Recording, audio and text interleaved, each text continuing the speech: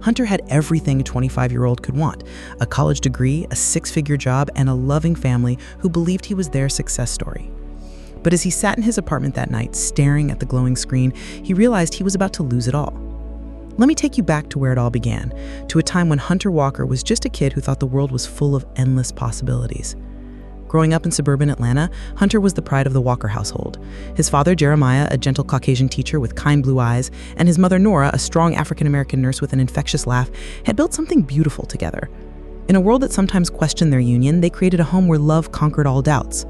Hunter was their miracle child, the boy who lettered in 3 sports, made honor roll every semester, and never missed Sunday service at New Hope Baptist Church.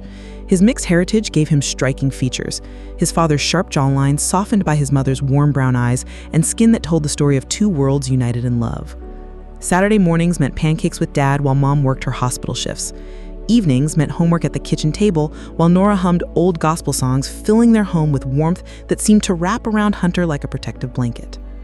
"Son," his father would say, adjusting Hunter's tie before school pictures, "you're going to change the world someday.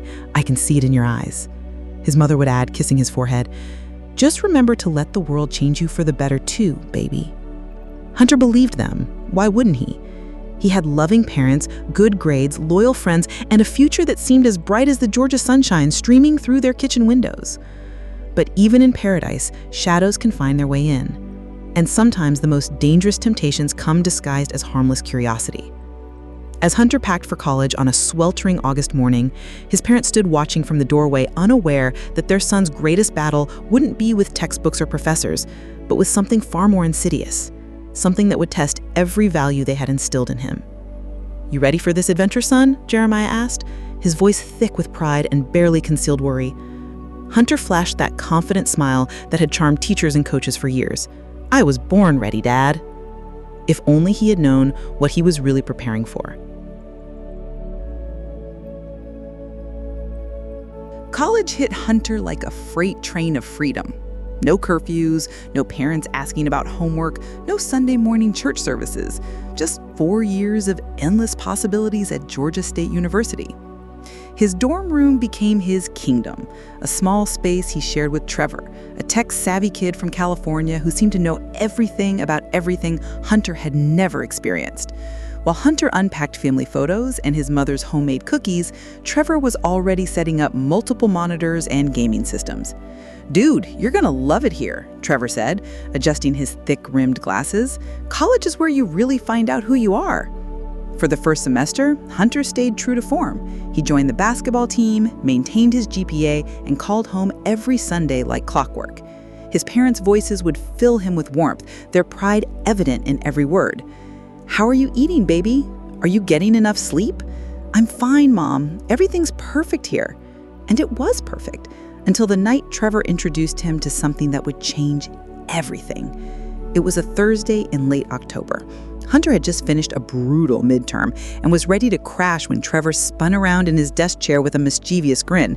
"Hey man, want to see something cool? Stress relief after that exam?" Hunter should have said no. Should have grabbed his phone and called his parents. Should have gone for a run like his father taught him. Instead, curiosity won.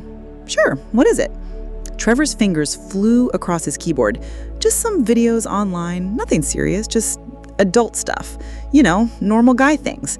The first time was supposed to be harmless, just curiosity between roommates, just normal college experimentation. Trevor made it sound so casual, so normal, so harmless. "Everyone does this, man. It's just part of growing up." Hunter watched for maybe 10 minutes that first night, then felt weird and went to bed. It seemed like nothing, just something college guys did. He didn't think about it again for weeks. But then final stress hit, then a bad game where he missed the winning shot. Then a girl he liked started dating someone else.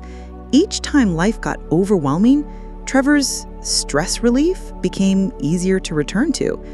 "It's just a way to unwind, dude. Better than drinking or drugs, right?" The rationalization made perfect sense. Hunter was still getting good grades, still playing basketball, still calling home every Sunday. What was the harm in a little harmless stress relief? By Christmas break, what started as casual curiosity had become a weekly habit, then twice a week, then daily. But Hunter wasn't worried. He was in control. He was still the same person his parents raised. He was still going to change the world. He just needed this little escape sometimes. What could possibly go wrong? Graduation day should have been the happiest day of Hunter's life. As he walked across that stage in his cap and gown, diploma in hand, his parents cheered louder than anyone in the auditorium. Jeremiah wiped away tears while Nora shouted, "That's my baby!" Hunter had landed his dream job at a prestigious marketing firm in downtown Atlanta. 6-figure salary, corner office view, expense account, everything he'd worked toward. His parents threw him a celebration party that made the whole neighborhood proud. "You see what hard work and good values can do?" Nora told the guests, her arm around Hunter's shoulders. "This boy is going places." Hunter smiled and accepted every congratulation, every pat on the back, every prediction about his bright future. What nobody knew was that he was already building a prison around himself, one click at a time. His new apartment was a bachelor's paradise, high-rise with city views, modern kitchen he never used, and a bedroom with blackout curtains for privacy. Privacy he told himself he needed for work, but really needed for something else entirely. The habit that started as college stress relief had evolved into something much more demanding. What used to be occasional had become daily. What used to take minutes now consumed hours. His sophisticated internet made everything faster, clearer, more accessible. Hunter developed a routine. Work from 9 to 6, grab dinner, hit the gym, then retreat to his apartment for what he called me time. He told himself every successful person needed to unwind. He was managing stress. He was handling pressure like an adult. At work, Hunter was still the golden boy. His presentations were flawless, his client relationships strong, his future bright. Colleagues respected him, supervisors praised him, clients requested him specifically. Walker's got that special something. Kids going places fast. But the secret was growing stronger, more demanding, more consuming. What started as 30 minutes became 2 hours, then 3. Weekend mornings that used to be for pickup basketball became for private browsing sessions that stretched until afternoon. Hunter began declining invitations. Sunday dinners with college friends became less frequent. Church attendance dropped from weekly to monthly to almost never. His parents' phone calls became shorter, his excuses more creative. "I'm just so busy with work, Mom. You know how it is climbing the corporate ladder." "We understand, baby. Just don't forget to take care of yourself." If only they knew how he was taking care of himself. The worst part wasn't the time consumed, it was the lying. Small lies at first. "Sorry, I can't make it tonight. Big presentation tomorrow. My phone died, didn't see your messages. I was at the gym when you called." Each lie came easier than the last, each excuse felt more natural. Hunter was becoming a master of deception, and his biggest victim was himself. He looked successful on paper, but felt empty inside. He appeared confident in meetings, but battled shame in private. The man his parents raised, honest, faithful, grounded, was disappearing behind a facade of professional success and personal accommodation. And Hunter convinced himself that as long as nobody found out, as long as his career stayed on track, everything was fine. He was in control. He could stop anytime he wanted. He just didn't want to stop. Not yet. By year 2 of his career, Hunter had perfected the art of living 2 lives. By day, he was Hunter Walker, rising star, the guy who landed the biggest accounts, who gave presentations that left clients speechless, who made partnership track before his 25th birthday. His success was so consistent that headhunters called weekly, offering even bigger opportunities. By night, he was someone else entirely, someone he didn't recognize, someone who disappeared into digital worlds for hours at a time, someone who made promises he couldn't keep and appointments he'd never show up for. "Hunter, you're becoming unreliable," his college friend Jake said after Hunter missed their 3rd weekend plan in a row. "What's going on with you, man?" "Just work stuff," Hunter replied, the lie sliding off his tongue like silk. "You know how it is. Success has its price." The truth was, his secret was demanding more of him. What started as an evening habit now crept into lunch breaks.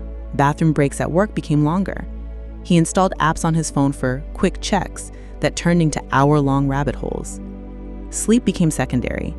Some nights Hunter would look up and realize it was 3 a.m., then drag himself through the next workday on coffee and willpower. His performance was still strong, but the effort required was exhausting. Then, Lisa walked into his life. She was everything Hunter thought he wanted. Smart, beautiful, kind, with the sort of laugh that made him remember what genuine joy felt like. She worked in the nonprofit sector, helping homeless families find housing. Her passion for helping others reminded Hunter of the man he used to be. "I love how driven you are. Lisa said on their third date, her eyes sparkling over candlelight. It's rare to meet someone who really cares about making a difference. Hunter wanted to be that person for her. For 3 months, he tried. He showed up for dates on time. He listened when she talked about her work. He even volunteered at a charity event with her, remembering how good it felt to help others. But his secret was patient and persistent. It whispered during romantic dinners, just a quick check when you get home. It nagged during weekend dates. You're missing your routine. It created anxiety during intimate moments. You're not being authentic with her. The first time Hunter canceled a date to stay home was for work emergency. The second time was family issues. By the 5th cancellation, Lisa's patience was wearing thin. Hunter, I feel like I'm dating a ghost, she said, sitting across from him at their favorite restaurant. You're physically here, but mentally, where are you? He wanted to tell her everything, wanted to explain why he sometimes seemed distant, why he couldn't fully connect, why he felt like he was living behind glass. Instead, he ordered another drink and changed the subject. At work, his boss pulled him aside for their quarterly review. Walker, your numbers are still good, but I'm seeing some inconsistencies. Late arrivals, longer lunch breaks, missed follow-up calls. Everything okay? Absolutely, Hunter replied with his practiced, confident smile. Just juggling some personal stuff. Nothing that affects my performance. But it was affecting his performance, and his relationships, and his sleep, and his ability to look at himself in the mirror without feeling like a stranger. The worst part was the isolation. Hunter felt like he was carrying a secret so shameful that sharing it would destroy everything he'd built. So he carried it alone, and it grew heavier every day. Late at night, in the blue glow of his computer screen, Hunter sometimes caught glimpses of himself in the darkened window's reflection. The man staring back looked tired, hollow, nothing like the confident professional everyone else saw. I can stop any time, he'd whisper to his reflection. I just need to get through this stressful period. But the stressful period never ended. There was always another reason to postpone stopping, another excuse to indulge just one more time, another rationalization for why tomorrow would be different. The cracks in his carefully constructed life were starting to show, and Hunter was running out of ways to hide them. Everything collapsed on a Tuesday. Hunter had been living on the edge for months. 3 hours of sleep, missed deadlines covered by last-minute heroics, relationships hanging by threads he kept cutting. He'd convinced himself he was managing the chaos, that his problems were temporary, that he just needed to get through one more week, one more project, one more day. That Tuesday morning started like any other. Hunter dragged himself to the office after another sleepless night, his third cup of coffee already cold in his hands. The Peterson account presentation, the biggest client pitch of his career, was scheduled for 2 p.m. Everything he'd worked for led to this moment. But at 11 a.m., his phone rang. "Hunter?" Lisa's voice was different, quiet, cold. "We need to talk." She'd found out. Hunter had been sloppy. Browser history on her laptop when his crashed, credit card statements she'd seen while helping him organize his finances for a vacation they'd planned, but never taken. The conversation was brutal and brief. "This isn't who I thought you were," she said, her voice breaking. "I can't. I don't even know who I've been dating." The call ended with a dial tone that echoed in Hunter's chest like a funeral bell. 30 minutes later, his boss appeared at his office door. "Walker, where's the Peterson presentation deck? They moved the meeting up to noon." Hunter's blood turned to ice. The presentation wasn't ready. He'd spent the previous evening, the time he should have been preparing, lost in his digital escape. The pitch that could make his career was incomplete, scattered across his desktop in fragments. There was a technical issue with the files. Give me 20 minutes? His boss's expression shifted from impatience to concern to disappointment in real time. "Hunter, this is a $15 million account. We can't wing it." The Peterson meeting was a disaster. Hunter stammered through an incomplete presentation, forgetting key statistics, mispronouncing the client's name twice. The polite smiles around the conference table couldn't hide the professional execution he was witnessing, his own. That evening, Hunter sat in his apartment, staring at his phone. 7 missed calls from his mother, 4 texts from college friends asking if he was okay, 1 voicemail from his boss asking to meet first thing tomorrow morning. He knew what that meeting would be about. For the first time in years, Hunter called home. "Baby, what's wrong?" Nora's voice was instantly maternal, cutting through his defenses. "You sound terrible." "I'm fine, Mom. Just wanted to hear your voice." "Hunter Walker, I've been your mother for 25 years. Don't you dare lie to me. What's happening?" The words came tumbling out. Not the whole truth, but pieces of it.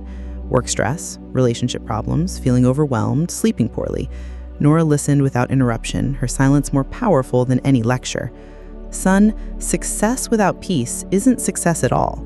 What good is climbing the ladder if you lose your soul on the way up?" After hanging up, Hunter wandered his expensive apartment like a ghost. The city view that once made him feel powerful now made him feel small. The furniture he'd bought to impress visitors sat empty. When was the last time anyone had visited? He caught his reflection in the dark kitchen window. The man staring back was a stranger. Hollow eyes, stubbled jaw, shoulders bent with invisible weight. This wasn't the confident professional everyone saw. This wasn't the loving son his parents raised. This wasn't even the curious college student who'd made his first mistake years ago. This was what he had become when no one was watching. The next morning's meeting confirmed his fears. Not fired, but reassigned to a junior role while you work through whatever personal issues you're facing. Professional death disguised as corporate compassion.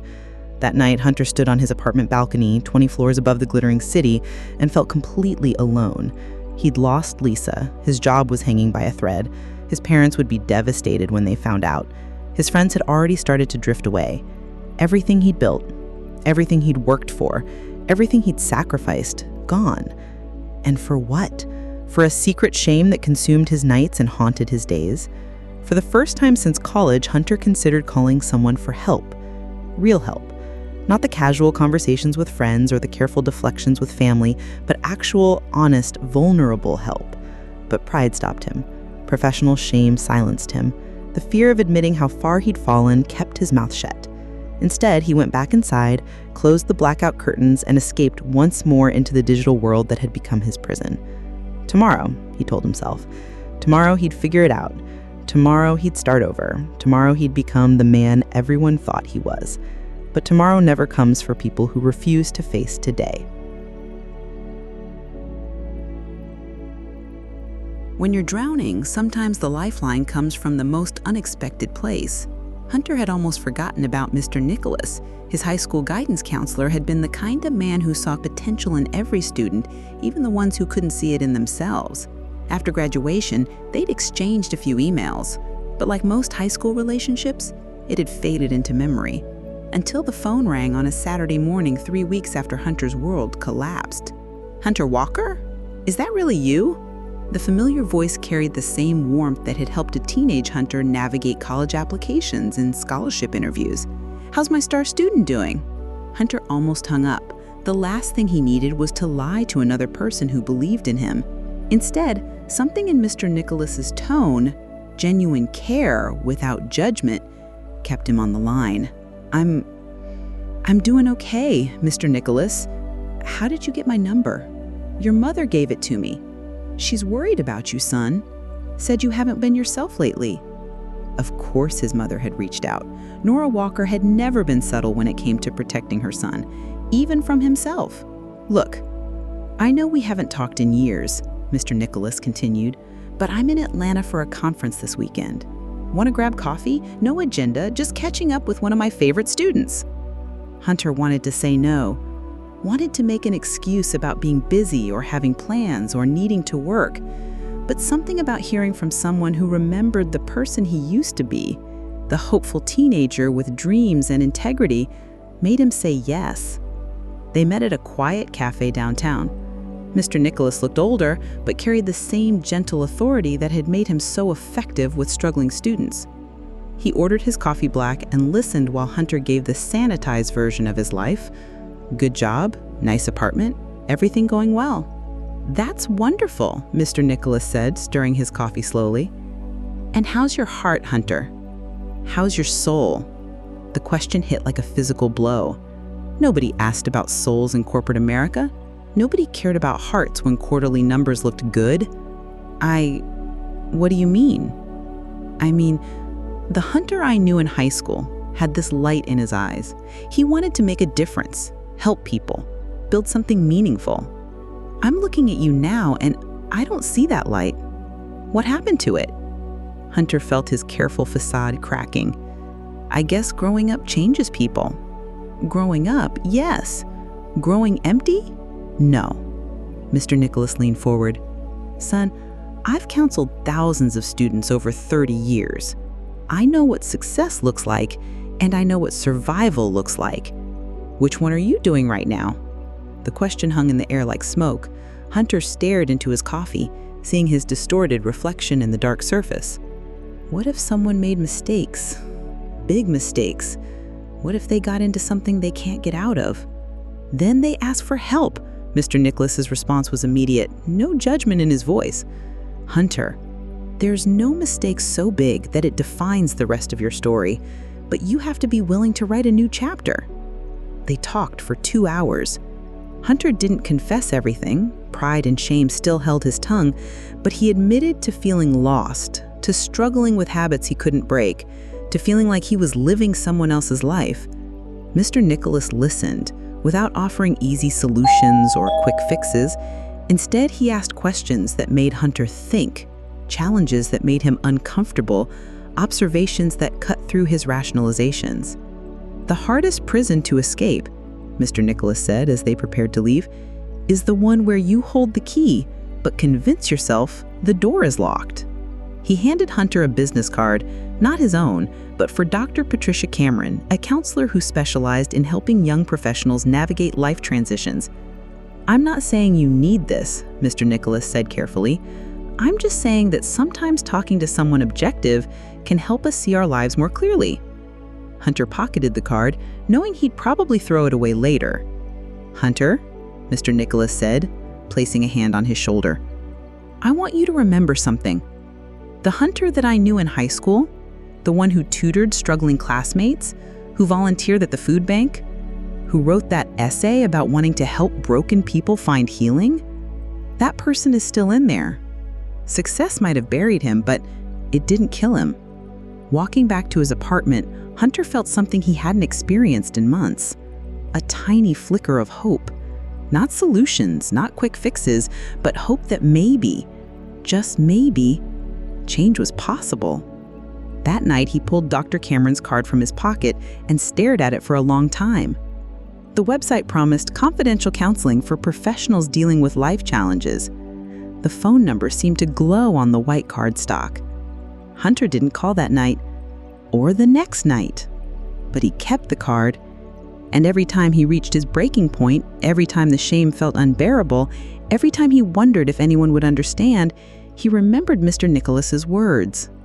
There's no mistake so big that it defines the rest of your story. Maybe it was time to start writing a new chapter. The hardest step Hunter ever took was walking into Dr. Patricia Cameron's office. He dialed and hung up 6 times before finally making the appointment. He'd driven around the block twice before parking.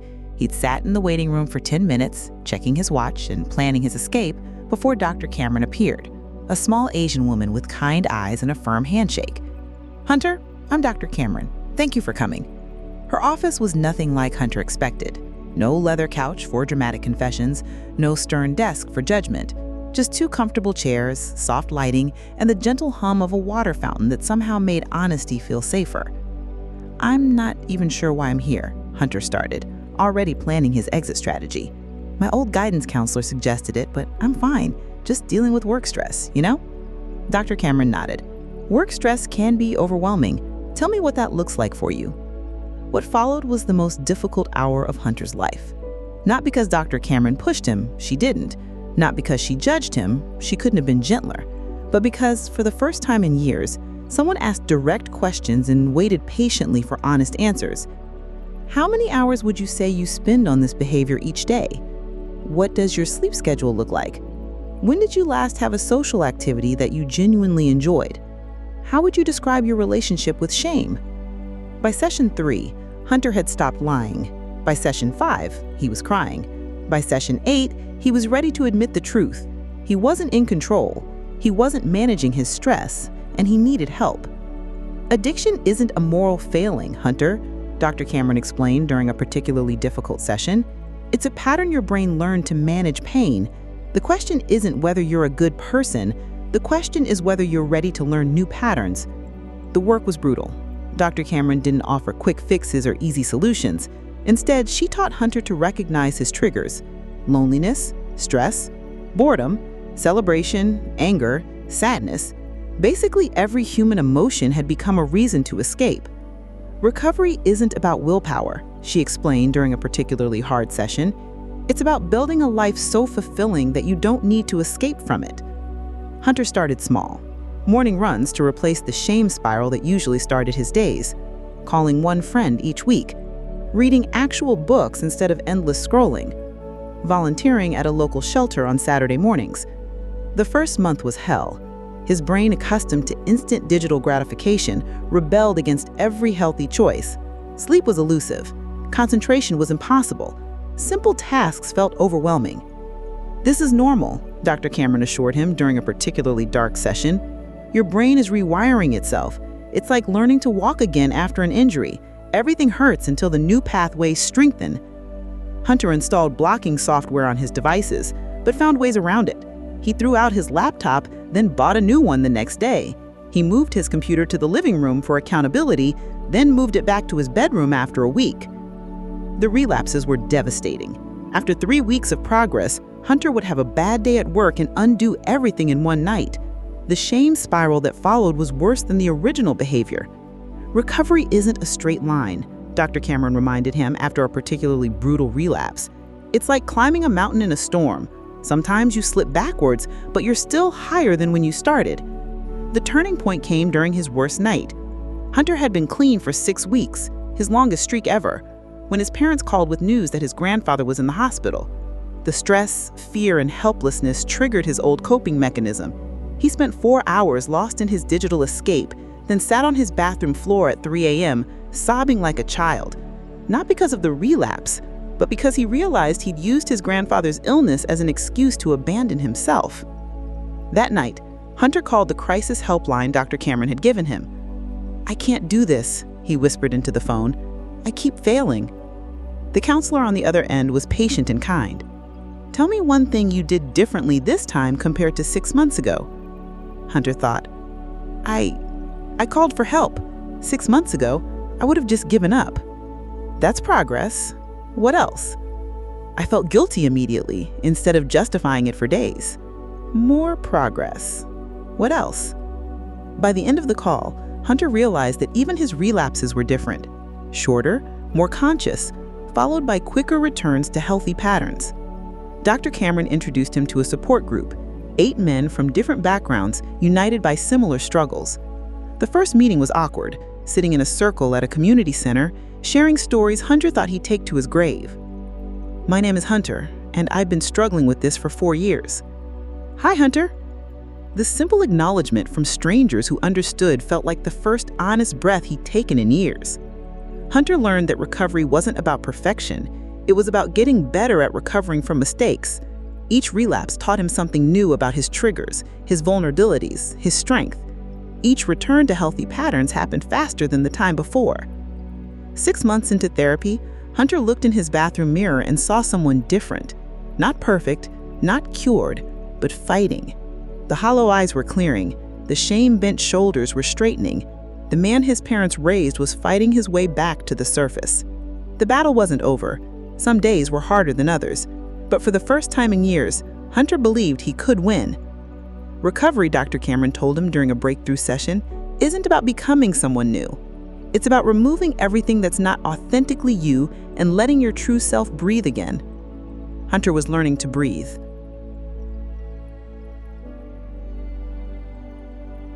Change didn't happen overnight, but it happened. 8 months into recovery, Hunter woke up one Saturday morning and realized he'd slept through the night without anxiety dreams. The simple pact of peaceful sleep felt like a miracle. His apartment was transforming too. The blackout curtains came down, replaced by blinds that let morning sunlight stream across his living room. The expensive gaming setup he'd used for his digital escapes was gone, replaced by a small reading chair and shelves of actual books. "You look different," his mother said during a surprise visit. Nora had driven down from their hometown, ostensibly to see his new place, but really to check on her son with her own eyes. "Different how?" Hunter asked, preparing coffee in the kitchen he'd finally learned to use.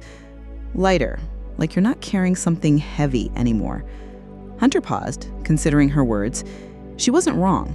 The constant mental static that had filled his head for years, the planning, the shame, the constant battle between what he wanted to do and what he was actually doing, had quieted to a manageable whisper. Work was slowly improving. His boss, surprised by Hunter's request to return to full responsibilities, had been cautiously supportive. The Peterson account was long gone, but new opportunities were emerging for someone who showed up consistently, met deadlines, and seemed genuinely engaged. "Walker, I don't know what you did over the past few months," his supervisor said during a performance review, "but keep doing it. You seem present again." Present. Hunter liked that word. For years, he'd been physically present, but mentally absent from his own life. Now he was learning to inhabit his days instead of just surviving them. The support group had become an anchor. Every Thursday evening, 8 men gathered in that community center circle and practiced radical honesty. Hunter had progressed from terrified newcomer to reliable member who helped newcomers navigate their first meetings. "When I started," Hunter shared one evening, "I thought recovery meant never thinking about this stuff again. Now I realize recovery means thinking about it differently. It's not about perfect days, it's about honest days." Dr. Cameron was proud of his progress, but realistic about the journey ahead. "Hunter, you're in what we call early recovery. You're learning new patterns, building new habits, discovering who you are without your coping mechanism. This is beautiful work, but it's also fragile work. Be patient with yourself." The fragility was real. Hunter still had difficult days when his old patterns felt comforting and his new life felt overwhelming. The difference was that difficult days no longer meant automatic relapse. He learned to call friends, go for runs, attend extra support group meetings, or simply sit with discomfort until it passed. One evening, Hunter did something that would have been unthinkable a year earlier. He called Lisa. "I know you probably don't want to hear from me," he started, his heart hammering. "I'm not calling to ask for anything. I just wanted to apologize properly and tell you that you deserved better than the person I was." Lisa was quiet for a long moment. "You sound different, Hunter. Clearer, somehow." "I've been getting help, professional help. I wanted you to know that what happened between us wasn't your fault. I was dealing with some issues I didn't understand or know how to handle." They talked for 30 minutes, not about getting back together, that bridge had been burned completely, but about forgiveness, growth, and the person Hunter was becoming. When they hung up, Hunter felt something he'd forgotten existed: self-respect. His relationship with his parents was healing too. Instead of the careful, filtered conversations of the past few years, Hunter began sharing real struggles and genuine victories. Jeremiah and Nora didn't need to know all the details, but they could sense their son returning to himself. "We're proud of you," Jeremiah said during a Sunday phone call, "not for being perfect, but for being brave enough to get help when you needed it." Hunter started dating again, but differently. No more desperate searches for someone to complete him or fix his loneliness. Instead, he focused on becoming someone worth knowing, someone who could offer genuine companionship instead of demanding constant distraction from internal pain. He met Jennifer at a volunteer event. They were both serving meals at a homeless shelter, something Hunter had returned to after years away from service. She was a teacher, patient and kind, with a sort of laugh that Hunter remembered why human connection mattered more than digital escape. "I like spending time with you because you're actually here when we're together. So many people are physically present but mentally somewhere else." If she only knew how hard he'd worked to learn that skill. Recovery wasn't perfect. Hunter still struggled with triggers, still had days when old patterns felt appealing, still battled shame about his past choices. But he learned the difference between struggling and drowning. He had tools now, support systems, healthy coping mechanisms, and most importantly, hope that tomorrow could be different than today. Standing in his sun-filled apartment one morning, Hunter looked around at the life he was building. Books instead of screens, plants instead of blackout curtains, friends instead of isolation, and felt something revolutionary. He felt proud of himself.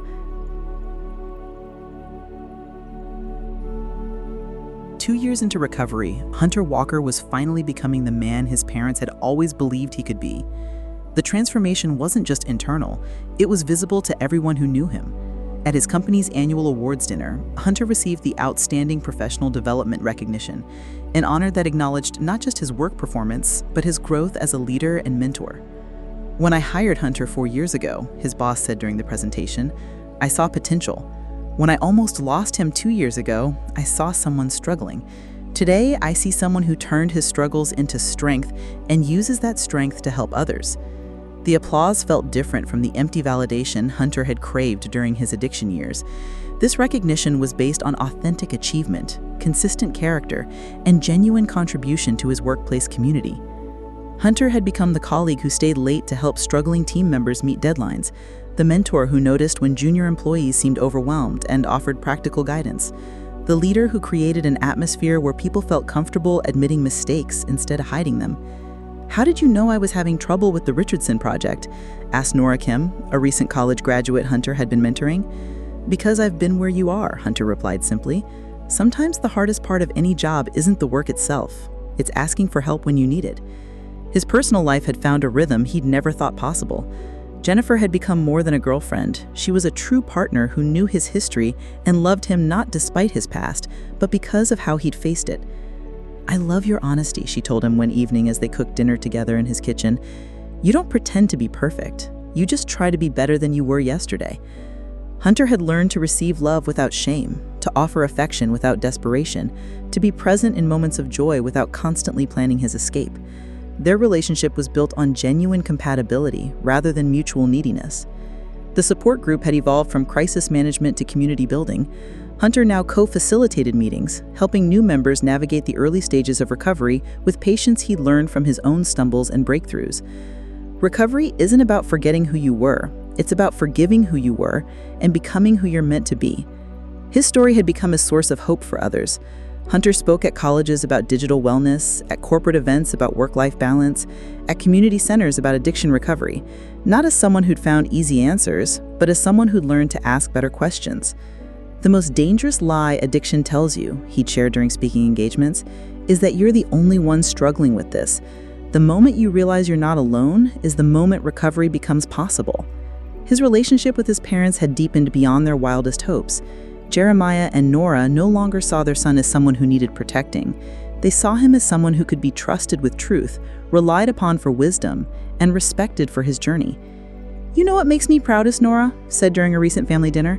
"It's not that you never fell down. It's that you learned how to get back up and then taught other people how to do the same." Hunter had started a nonprofit organization called Second Chances, providing resources and support for young professionals struggling with digital addiction. What began as personal healing had evolved into community service, turning his deepest shame into his greatest purpose. The organization's mission statement, written by Hunter himself, read, "We believe that every person deserves the chance to rewrite their story. No one is defined by their worst chapter." Dating had evolved too.